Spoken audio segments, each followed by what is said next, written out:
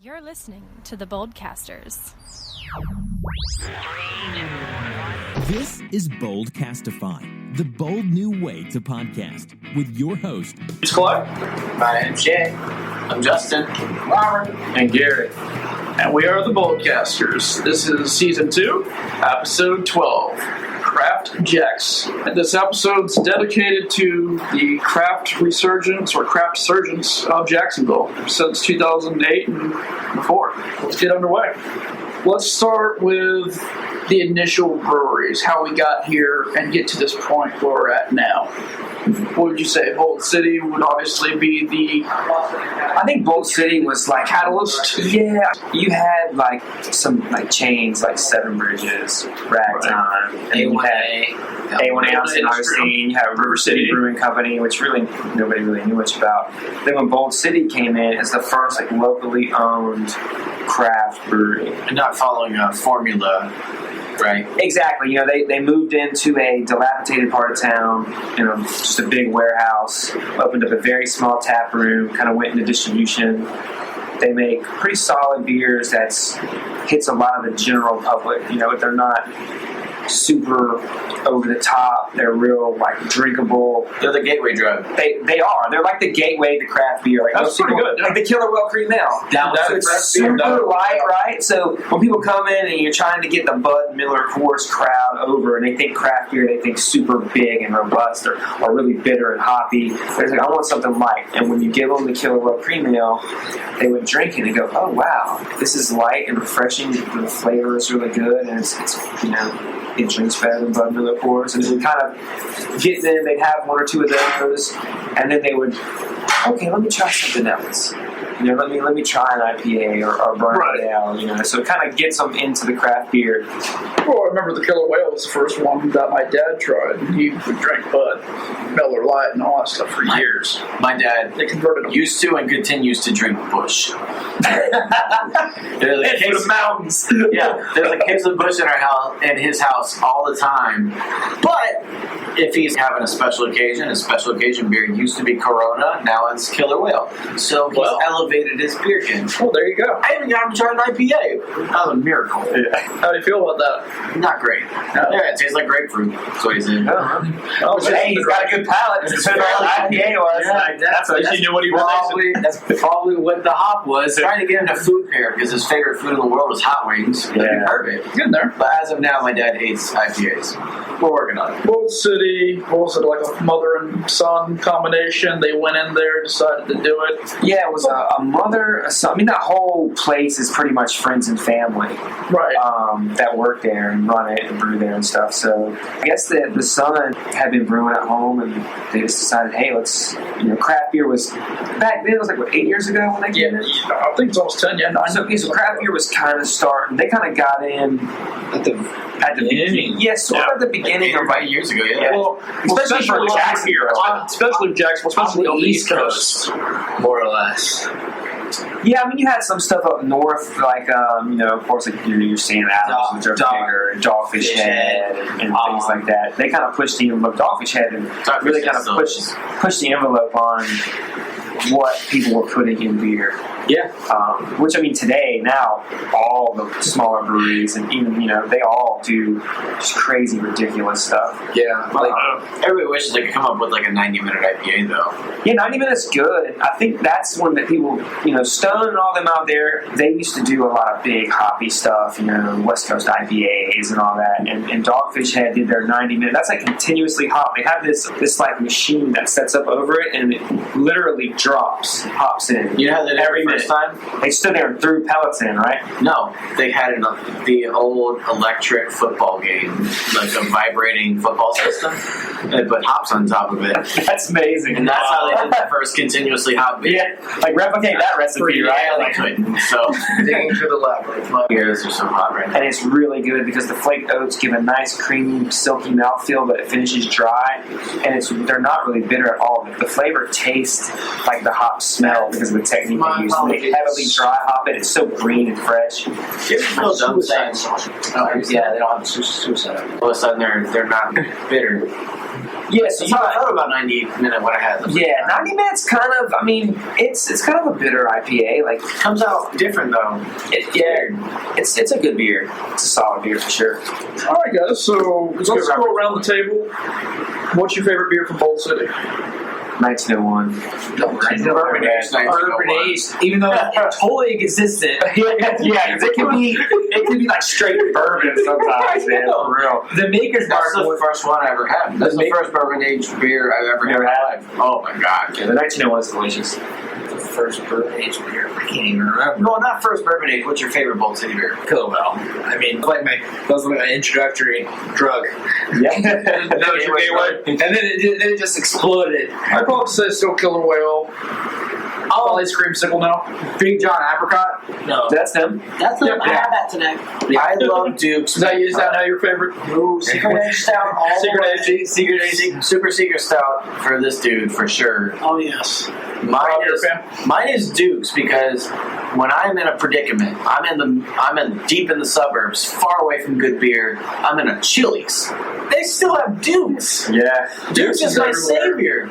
It's everywhere, and because of how ubiquitous it is and how actually pretty good it is, Yes. I have a lot more love for Duke's. It is a good one. Undoubtedly. All right, so after Bold City, who came after that, would you say? Would it be Intuition or would it be Engine 15? That's probably close. I think they came around the same time. I want to say Intuition. And then Probably Green Room and then Engine. So which brewery is older, do y'all think, between Intuition and Engine 15? Or is it Green Room? I think it's Intuition, then Green Room, then Engine 15. Or maybe Intuition, Engine 15, Green Room. I think Intuition was before those two, and then they were close. It's somewhere in that. I think Engine 15 and Green Room opened up really close together. Yeah. I think they did too, because I just went to a beer release out there at Engine 15 and they just celebrated their 7th year. So Yeah. Okay. I'm going to say Green Room. Actually, so maybe Engine 15 first. Yeah, Engine 15. I think Green Room's like 6 or something. Yeah, I think they're like 5 or 6. So I know they opened like as a beer pub first. They opened up as a they weren't selling their own beer at first, so they got the building and then they put other people's beer on tap until all their licensing and equipment came through, so that they could pay the bills. You know what I mean? Yeah, that makes sense. Apparently that license is tough to get. It's not really that expensive. It's just a pain in the butt, man, because you have to go through. You have to have your building in place. You have to have your equipment ordered or in place. You have to if it's ordered, all the engineering has to be drawn up before you can apply for your license. So then it could take 6 months. So now you're paying overhead, rent, electric, all that stuff, and you can't make a profit on your own beer. So people will put other people's beer on tap so they can generate revenue while they're waiting on the license to go through. Makes a lot of sense. So I remember going to Brewers when they first opened in 2010. Yeah, same thing. Didn't make their own beer. No. Then I went to Southern Swells when they opened. Didn't make their own beer. And now they have their own beer on. Southern Swells, I think they're going to be look out for them because they make they make 2 of my favorite IPAs They've right now. got some good money in them. Karate in the Garage and Truth Juice are freaking phenomenal. I think mainly sour. They do some I think Berliners, and they do IPAs. They do some stouts and brown. They have a pretty good mix. Fill the Void, that's their IPA. I think Fill the Void is the one they did with Void Magazine. That's a New England style session IPA. I'm pretty sure. That was really delicious. Good. Yeah, I was drinking that. Had it the other day. Like last weekend. That was amazing. When we first went out there, because they had Bourbon County barley wine. Yeah. So that's why we were there. And the guy talked our ear off about sours. He's like, dude, sours are the next IPA. So that's why we assume they're sour. They're sour, yeah. So we seem to be very high on it. Yeah. A lot of the talk is sours are going to be the next IPA movement. Yeah, you have a lot of places coming along, man. You have a lot of places that seem to have exclusivity going that route. Well, Florida kind of so the Berliner Weiss was an old German beer. It was it's really light in alcohol. They used to give it to the workers, because you can drink it and stay hydrated, and it's a low ABV. It was almost an extinct beer. Like, not that many people brewed it anymore. And then some breweries in Florida started doing them, and it caught on really well. It's hot down here, man. Oh, yeah. And it caught on really well, and now they've actually coined the term Florida Vice.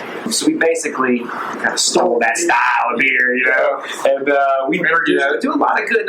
There's a lot of good. I love, like, when I brew, we brew a lot of stouts and a lot of Berliners. Like, I love Berliner Weiss. It's such a good, tart, flavorful beer, and it's so good of a base to do fruited stuff with. So it's such a light, pale beer. So if you do blackberries or blueberries or strawberries or the beer, we did a Berliner Weiss with red dragon's fruit, and it was fuchsia. Like, if you held it up to the light, it looked like electric pink. It was insane. We did a strawberry one, strawberry and vanilla, so it was like a strawberries and cream. It was like light pink, fluffy white, like a fluffy pink. It's just such a good style of beer. Wow. It's a cool beer. It's a fun beer to brew too, because of the souring method. Like, it's a nice beer. What do you do in the souring method? In a highlight. There's a lot of different ways to do it. So basically, the main souring component of it is lactobacillus. So they sell, certain places have like that strain, like certain strains of lacto isolated, and you can just pitch that. Right. The way we do it is, we take uncrushed 2-row and we'll mash, we'll run it out into the kettle, and then we'll purge our tanks with CO2 so that no oxygen gets in, because if the oxygen gets in while it's souring, it can create off flavors that kind of reminds you of like baby diaper and vomit. You don't really want those. You want a good funk, and you want a good sourness, like a clean funk, not that real stanky funk. We purge it with oxygen, and then we fill it up with the wort, and then we'll add in the uncrushed 2-row, and on the 2-row is the bacteria, lacto, and it has other types of bacteria on it as well. And we sour it that way, and we get a really clean. Once it's done souring and gets to the pH we want, we run it into the kettle, we boil it, which kills the bacteria, stops the pH from dropping, which the lower the pH, the more acidic the beer. And we get it to about 3.2 where we want it. We transfer it over, boil it, add a tiny, tiny amount of hops, pitch the yeast. That's amazing. Yeah, they come out really well. I have to bring you some. I got some at the house. Definitely have to try that. Yeah. There you go. There's a little insight too. How long does it take to age? Berliner Weisses you want to drink fairly fresh. So when we brew it, we run it into, we sour it. It usually takes about, if we can keep, the warmer the beer is. So lacto has a range where it thrives. It's typically like 100 degrees. So if you can keep it in that range, the pH will drop quicker. So we put it in like in the summers when we basically do it, we'll put it in like the garage, like the other laundry room, like the hottest part of the house. And it takes about 3 to 4 days to drop that pH where we want it. Then we boil it, and we pitch the yeast. It takes about another 7 to 10 days to ferment. And if we put it on fruit, sit on the fruit for another 7, 10 days. Put it in a keg. So from start to finish, that beer's usually ready to drink in under a month. It's pretty quick. Yeah, like 3 weeks typically. It's ready to roll. Is that one of the fastest aged beers? Well, I mean, forever. I know. Lagers take a while because of the lagering process. IPAs, are really quick turnaround. You want to drink those fresh. Anything with a lot of hops, you want to drink fresh because the hops is one of the things that degrade in beer quickly. So, like IPAs are quick turnaround. Didn't they make them to last long though? Well, what they used to do is, in the olden days, they would make strong beer, and then to ship it. So it's a preservative. Hops are considered a preservative. Like, they actually have preservative qualities. So they would stuff the barrels of beer with hops to make the journey across the sea, and that's how you kind of got like When the British Empire was in India. Like the India Pale Ale, yeah, they would ship it over there. So they would use it as basically as a preservation tactic, and then of course it added character to beer. It wasn't like any of the IPAs we have today, because now they're like, you want the IPA as super fresh as you can get it, and it's just... Yeah. I see it on Beer Trader all the time. Yeah. With the floral flavor. 2 weeks canned. 2 weeks ago. Like, day up. Yeah, exactly. Yeah, like cans a day. Well, canning it now. Was it can today? I don't want it to. bad. I know, really. That's the kind of comments you get. Yeah. Those are like the super beer styles. But literally, an IPA, if you take the same beer, go get all the IPA or go get High Life. Take High Life, drink it within 2 weeks of being canned, or even within a month of being canned, right? Just have it fresh. Say you get it that day, right? Drink it, take a High Life and put it away and try it in 4 months. It will be a different beer. It's crazy. That might be my problem. I had a High Life recently and it was not what I remember. Look on the bottom of the can, man, and just see the date. Like when I go in and I'm getting IPAs, I normally don't check the dates like that really, but if I'm getting an IPA, or especially if it's a store that doesn't move a lot of craft beer, I'll look at the bottom of that can for the canned on date. Yeah. And the breweries, 90 days for their IPAs, pull off the shelf. And it's a 90-day shelf life. Huh. So I know that. Yeah, so look at the bottom of the can. Good information. Yeah. Let's keep for IPAs. All right. Well, since we're on this technique, subject, and everything on what goes into craft beer, well, let's look at the differences between the nano brewing and micro brewing. What do we know about nano brewing? Because there's actually a brewery that just recently opened in town that does nano brewing. So the nano is like super small, probably like under 3 barrels. So 3 barrels would be a barrel. A half barrel is 15.5 gallons. So 31 gallons is a barrel. So they make, 93 gallons of beer, that's a 3 barrel. That's pretty small. I mean, that's 6 half barrel kegs. That's pretty small. You have some people that make 300 barrel batches, you know. So the one thing with the nano is you have to brew a lot more to produce more beer because obviously it's a smaller system. Right. So a lot of what's the cool thing about nano breweries is it doesn't, in equipment, in space of your facility, it doesn't take as much startup capital as if you wanted to do, say, a 7 barrel or a 15 barrel brewery, you know.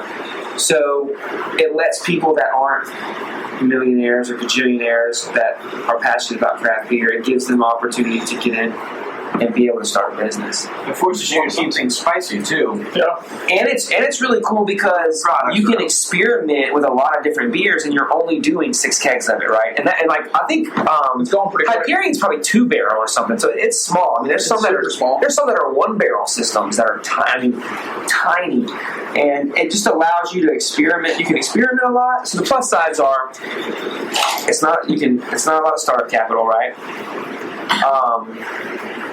You can experiment a lot more. If you brew a batch of beer and it doesn't come out that great, you don't have, thousands of gallons of it, right? So and the cost, right? The cost. So it's got to be much more minimal.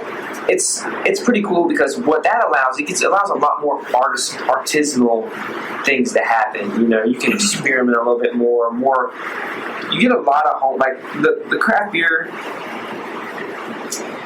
You get a lot of like home brewers that end up getting jobs in the industry, starting their own breweries. I mean, and that's what a lot of like Seventh Son and Dunedin, they were like a 1 barrel when they started, and they did a lot of interesting stuff. They were a little tiny place. I mean, you walked in and it was no bigger than this whole bottom downstairs area was probably bigger than it. And now they've created such great beer. They moved on to a bigger facility. But the nano breweries are awesome because the risks.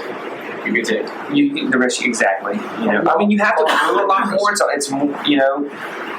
because each brew day you're not producing as much beer as but you imagine there's a lot more work. I know a place I made a mint IPA. Yeah, and I wasn't a big fan. They had that beer for like months. Yeah. Months. Yeah, if you make it this time a hit and it's a lot of it, it can be hard to get rid of it. Yeah. Do you think that could be a direction more places are doing that? Because this is the first one I know of that we've had in town. Well, there's a lot of places across the country that are doing it simply out of necessity because that's what they can afford. Right. Yep. And if you get in and you make good beer and your business plan goes well, you take that to the bank, they'll give you a bigger loan. So or you can get a bigger investor. Yeah. Now, the profit margin isn't as great. You know, so, and well, here another thing with nano, they're also, so So the profit margin is good because in one way they don't distribute. So when you're a nano, you do everything in-house, right? So you sell your beer in-house. You make it for 50, 60 cents, right, a pint. Let's just say for your average IPA, say it's $1 a pint, which is high. So maybe even 60 cents a pint, right? You can sell it for $5. So there's so many pints. There's 4 quarts to a gallon, 8 pints. You know, if we do our math, I mean, it's like 100 and something pints, right? Some red out there, I think. At $5 a piece. Yeah, you make it pretty good. So, and it costs you $1. Now, to sell that keg to distribution, they're going to need like $80 for it, $70 for it. Same thing. Yeah. So you make a higher profit margin selling your own beer out of your tap room. So that's another thing that's awesome about the nano brewery. They make a decent profit. Now, one of the downfalls is your beer doesn't really get out to the masses as much. But now with social media and beer trading, also, if you produce a good product, I mean, it's like, remember the old saying, if you build it, they will come. If you brew it, they will come. If it's good beer, there's a place called Hill Farmstead in Vermont, like in the middle of nowhere, and it's a destination brewery. I mean, people literally fly there from around the country and plan trips out to vacation to go to this brewery. So if you make a good beer, and there's a lot of breweries like that, right. So if you make a good quality product, I mean, they will come drink it. You know, people will seek you out. So the nano thing is awesome. I mean, that's my goal eventually, you know, for someone like me who's not rich, like, and if you can't get like super big investors, I mean, if you come up with $100, you can get 100, 200 grand, man, 200 grand, you can probably start a small nano brewery. To maybe build up to something. So that's the general idea. Your idea is to start the nano now and then progress into a. Yeah, if you don't have a lot of capital, and it's less of a risk if it fails. Right. Which, I mean, craft beer, if you make a decent product, it's almost fail-proof right now. I mean, the bubble,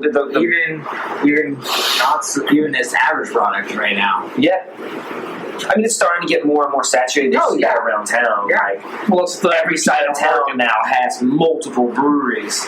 Plenty has one. Crooked Rooster, yeah, they sure do. Are they making their own stuff? I'm not sure if they're making their own beer yet. I haven't been out there, but they have not started putting out there yet. Okay. I gotta be real. I haven't been out to the brewery in McClenny. Yes, I've been out there a few times. It's actually really nice. All right, we're about to get down on this. We're about to get down on this bourbon barrel. So we bounced around. Just to give everyone an idea where we're at. We're actually in the catacombs, would you call it? Yeah. Food Locker Society down in the catacombs of Kickbacks Gastropub. The belly of the beast. Beer mecca for Jacksonville, right? I think so. It's definitely one of. This is literally one of the coolest craft beer bars on the entire East Coast, man. Yes. I mean, it is amazing what they've done. There is nothing cookie cutter about this place. Everything is custom. Steve literally drew this up out of his own imagination, and it is amazing. If you go up, it's mind blowing. It's a steampunk fever dream. There's freaking $10,000 with the pennies on the wall. Yeah, was don't turn us down from your cell phone service. Don't worry about your cell phone service. But my first introduction to Steve was talking to him while he's putting pennies on the wall. I'm like, why are you putting pennies on the wall? Because I want to. Do what you do. Can I help you? Sure. On the wall. Do you know that there's images in the pennies? Like, so if you go around and look, there'll be like, they took like dark pennies and bright pennies, and they made like, there's like in the woman's bathroom, there's the THC molecule, there's Pac-Man like chasing. There's hidden images of the pennies. Like, and Steve did all that by himself. That's like a lot of it. There's also an Indian head nickel on the upstairs against that wall. Yeah. And if you find it, you're like, you win a prize. Yeah. For real? I think a free appetizer. Let's go look, man. Right? Pretty much. Jalapeno poppers. I mean, it's just amazing from this. All the things that this place has to offer, from copper-laden walls to the poutine. You have a really interesting way of saying poutine. To the hamburger helper. Dude, you can get fluffernutter sandwiches here, man. SpaghettiOs, ramen noodles. Hell, man. you can even get Rice Krispies. Stroganoff, I believe. Beef stroganoff, for real. Like hamburger helper, man. Like, what? And all the way to like a Thor burger. Yeah. You've never seen what that looks like. $7 burger. You can do that here. Or you get the Krispy Kreme burger like Jason loves. Oh, that's Man, awesome. I only had it twice, and it just about killed me the second time. So I had to lay off. That's fun. There's so many varieties of things you can get in this place. This is, as Gary just said, very unique to even the East Coast. This is undoubtedly one of the most unique places, and a special. How many beers are there? Crown It's Jewel. like 190 Over beers. 200. Over Yeah, 200. over 200. Dude, And it's on a silverware coffee urn. the seller list, is just the bottle list is ridiculous. It's ridiculous. It's so extensive. It's amazing. Man. I like having Jacksonville on the map. This place is one of those places that puts Jacksonville on the map. Yeah, this whole area is kind of King Street is really kind King of come Street alive. is There's definitely so much alive. to do down here. You can just park and just walk up and down this place. Yeah. Well, since Robert and I grew up over here. There's a Burger King, a Chinese restaurant. Yeah. That's the highlight. It's filled in. Yeah, it's definitely filled in. And the Chinese restaurant's still here. They are still here, You could go 2 blocks You got White Ways. patronizing places, and you're going to be Wiley's gone. No, it's still there. Is it? Yeah. Did someone buy it? New The original ownership. owner sold. Yeah, Oh, the the original owner owner sold. sold. Okay. but it's still rolling. Delicatessen. Right? Isn't that what they White Way Delicatessen? Yep. Delicatessen. Yeah, it's still deli. How about food? How dude, about that's good. Pine Grove Deli? Oh, that's good. Pine Grove is legit. Free advertising for Pine Grove. You never been to Pine Grove? Oh, bro. That changed your life. Don't tell you. It's, you know where FCJ is? Which one? It's literally on the Riverside, dude. The one Like we as talked soon about. as you come over where Blanding turns to Park and the FCJ's right here on the left, you go right down, you go past that light and look to your right and you'll have Pine Grove Street. There's like 2 of them. But you go past and then you take a right on Pine Grove and you'll see the deli right there. It's not just a deli, it's also butcher shop, Butcher shop too. yeah, they cut their own steak for you, they dry their own steak, it's amazing, yeah. Yeah, I consider it worlds different than what you have over here at White Way. White Way was special in its own way. Yeah. You had Mr. Sam up there, you had a whole crowd. But now, Scott McAllister bought it. The guy who has garage, loft, Mr. King Street stuff. District. Yes. Mr. King Street District. And Wasn't that the same guy that was trying to do what's it called? Brewery? Yes. Yes, I think he's It was still gonna be the is. brewery bowling alley over there. Yes, I think he still is. Dude, I hope he does it. It's over there on Lane. Yeah. Right down the water. It used to be Bat Bowl, right? Blanding. Yeah. It was Cassidy. It's Yeah, still Blanding. yeah, right there at the bridge. I hope it happens because I want to be fancy drunk when I'm bowling. Yeah, And man. I can only do that with craft beer. Yeah. Oh, of course. Puke in those shoes. Was it It's gonna be beer very in expensive Buffalo? puke. Beer to Buffalo. That's Yeah. it. Yeah. Supposedly they're doing a beer in Buffalo there and here. Yeah. Yes. Yeah. There'd be one right down the street with the laundry. It's just taking forever. Dry cleaner. Literally 3 years. Yeah. That's it. Dry cleaner / bar is a really great idea It is. It's fantastic. because drinkers are notoriously sloppy. Oh man, this has gone off the rails a little bit. No, it's A bunch of free advertising. Advertise Riverside. Plugs. So everybody check out Bring Beer it back to Buffalo. where we're at. This is very exclusive here in Kickbacks because we are downstairs in the catacombs. Yeah. You can rent a locker $1 a day. for $1 a day throughout the year. They have bottles beyond bottles in the special book. You can bring your own bottles and stick them in your locker and just come down here and just open it up. Pop open your own bottle, man. You can get a little private room down here like we're doing. I mean, it's amazing, man. What Steve did here is there's nothing like it. No, this is unique. This is a unique atmosphere. I mean, you can City walk Council. around upstairs and look for hours at the stuff they got going on. Like the whole Steve shadow Shop boxes. vibe. Steve Shop vibe, It's yep. just, it's super I dope. found a Disney blogger who came here just to check it out because the theme level here is It's crazy, yeah. 100%. Oh, yeah. And just the original part of it with the taps. Yeah, I think Just they upside down. broke the Guinness World Records for the amount of taps they have in their tap graveyard. So I didn't know there was even a category for that. You're right. Yeah, they got them hung on the ceiling. Yeah, I'm sure there's something for everything almost. Well, they created it. And they got the Belgian bar down here. Which Oh, is that's true. It's not just Belgian beers. It's beers that are brewed in Belgium. Like, that's all that's in there. Yep. It's remarkable. Yeah. And just the fact that we're downstairs in a basement in Florida is That's already 2 degrees. Yeah, that's. Can you imagine the engineering it took to we're like below the water table right now. Oh, we are. There's only a handful of basements in Riverside to begin with. Then there's like 4. The bodies that are just like at like right at eye level with us right now. Well, I'm sure We just there's can't plenty. see. Yeah. buried in the ground. Because they got to shoot concrete down and then carve it out. Yep. Over and over and over. That's how you make a basement in Florida.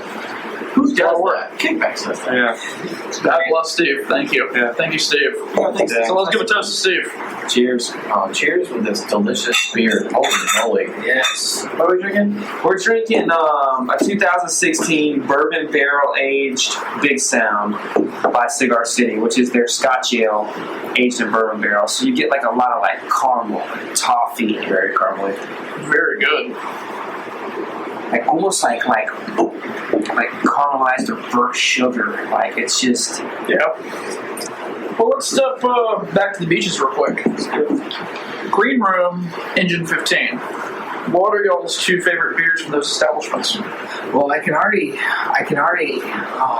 tell you, Engine 15 is probably the nutsack for me.